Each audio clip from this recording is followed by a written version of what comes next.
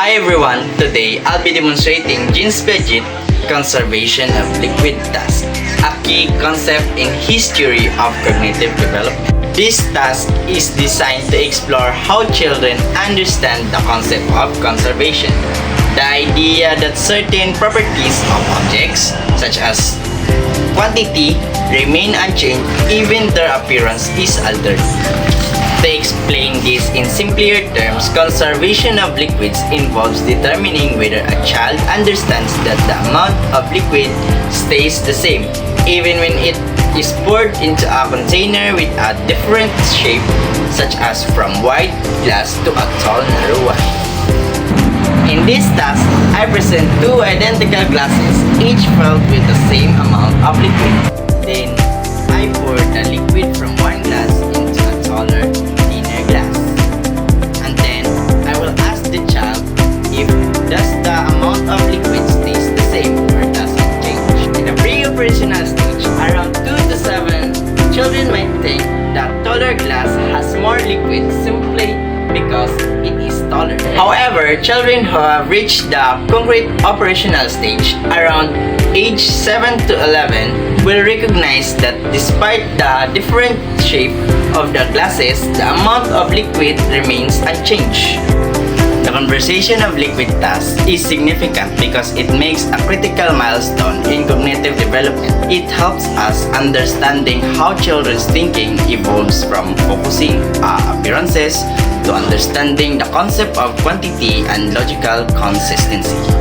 First, shift from perception to logic. This task demonstrates the transition from intuitive, perception-based to thinking to logical, reasoning-based thinking. In the pre-operational stage, children often focus on visual cause rather than logical properties. In the concrete operational stage, children develop the ability to reason logical about physical properties like volume even when her appearance changes. Second, develop of logical thinking. Understand conservation is one of the first steps towards developing more advanced logical thinking skills. These cognitive shifts allow children to grasp other forms of conservation such as conservation of numbers, weight, and mass that are important for their academic and real-world problem-solving abilities.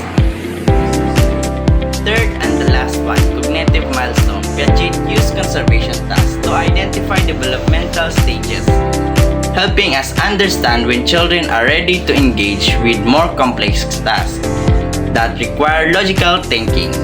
This understanding is crucial in tailoring educational approaches and fostering children's growth in areas like math, science, and critical thinking. My expected response of my nephew is she will recognize that the amount of liquid remains the same regardless of the container shape. This response reflects logical reasoning and an understanding of conservation's principle.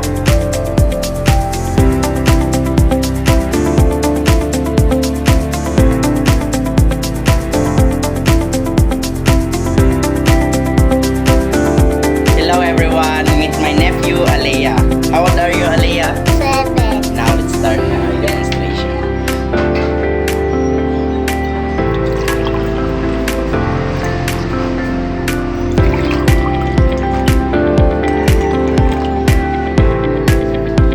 Same amount ra ba sila, Alea?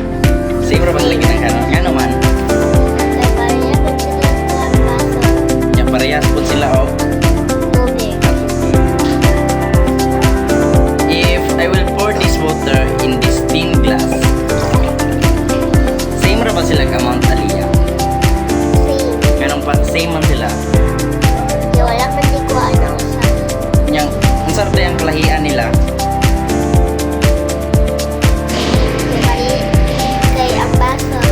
Ang baso. During the conservation of liquid demonstration, my nephew, age 7, carefully observed as I poured water from one identical glass into a taller, thinner glass. When I asked my nephew whether the amount of liquid had changed, my nephew confidently responded that the amount remained the same, explaining that it's just look taller but it's still the same amount of water. Those responses indicate that my nephew has transitioned to the concrete operational stage of Paget's cognitive development theory, where logical reasoning begins to dominate over perceptual biases. When I demonstrated the task to my nephew, he clearly showed an understanding of conservation by recognizing that the amount of liquid did not change, even when poured into a taller, thinner glass. This ability highlights a key milestone in his cognitive development. She also exhibited reversibility as she could mentally envision the liquid being poured back into the original glass and correctly concludes the quantity would remain unchanged. These skills reflects an important aspect of logical thought at his developmental stage. Through the demonstration with my nephew, I gained valuable insight into his cognitive development. His ability to understand conservation provided clear evidence of developmental progress, showcasing the advancement typical of the concrete operational stage and validating Paget's theory in a practical and observable way. This activity also highlighted how individual differences play a role in development, as children of the same age can vary in their grasp of logical concepts depending on factors like their experience, education, and environment. Additionally, the significance of hands-on learning became evident during the task. Interactive activities like this not only engage children but also help them explore and articulate their logical reasoning in meaningful contexts. While demonstrating the task to my 7-year-old nephew, I encountered a few challenges. One difficulty was maintaining neutrality, as I had to be mindful of my tone and expressions to avoid influencing his responses. Staying neutral required consistent effort throughout the activity. Another challenge was simplifying my questions to ensure they were clear and appropriate for his age, avoiding any overly complex language or terms that may lead him to the answer.